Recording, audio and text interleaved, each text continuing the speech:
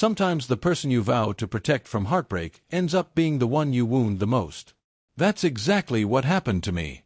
I became the source of the pain I promised to shield. I broke every vow I'd ever spoken to the only man who loved me without conditions. And in doing so, I tore apart the life we built together. This isn't a story about someone betraying me. It's about me becoming the betrayer and realizing far too late what that really costs. I met Marcus when I was 22. He wasn't flashy or mysterious. He was steady, grounded, the kind of man whose smile instantly felt like home. After a year, we moved in together. 3 years later we married and spent nearly a decade weaving our lives into one. We had plans, buying a house, raising children, traveling the world. He worked long hours in finance while I climbed the ladder in marketing. We supported each other through every storm.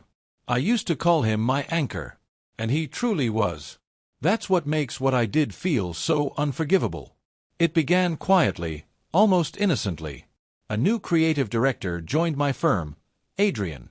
Unlike Marcus, he was bold, unpredictable, always pushing boundaries. He had an energy that electrified the room. I told myself it was harmless curiosity. But looking back, I see the danger began the moment I stopped holding every man up to Marcus. I swore I'd never cross a line. I loved my husband. I wasn't the type to cheat. I thought our vows were unshakable. But Adrian stayed late with me on projects. We laughed together in empty offices. The adrenaline of being around him was intoxicating. The first time his hand brushed mine, it was electric. I pulled away, panicked by how much it affected me. I swore it wouldn't happen again. That was my first broken promise. Weeks later, I let him kiss me.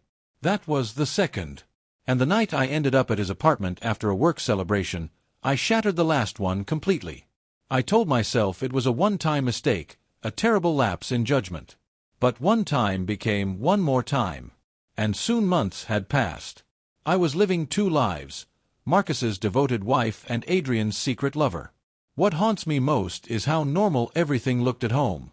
Marcus still kissed me goodbye every morning. Still asked about my day. Still looked at me like I was his world. And I smiled back, pretending, lying, letting him love a version of me that didn't exist anymore. The guilt chewed at me, but the pull of Adrian was stronger. Every day I thought of ending it, but then I'd see him, hear his laugh, feel his touch, and my resolve would dissolve.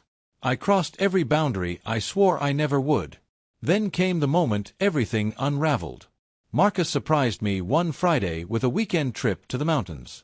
He said we'd both been so busy and he missed me, wanted just us for a while. I should have been thrilled. Instead, I panicked. I had plans with Adrian. I lied, told Marcus I had an unmissable work event. He looked disappointed but didn't argue. That night, as I dressed to meet Adrian, Marcus kissed my forehead and said, "I just want you to be happy. That's all I've ever wanted." I nearly broke right there. Later at Adrian's apartment, I heard the door open unexpectedly. My stomach dropped when Marcus walked in. He had followed me. The look on his face is burned into my memory. Shock, confusion, devastation, like watching his whole life crumble. He didn't yell. He didn't rage. He just said quietly, "So this is why you didn't want the trip."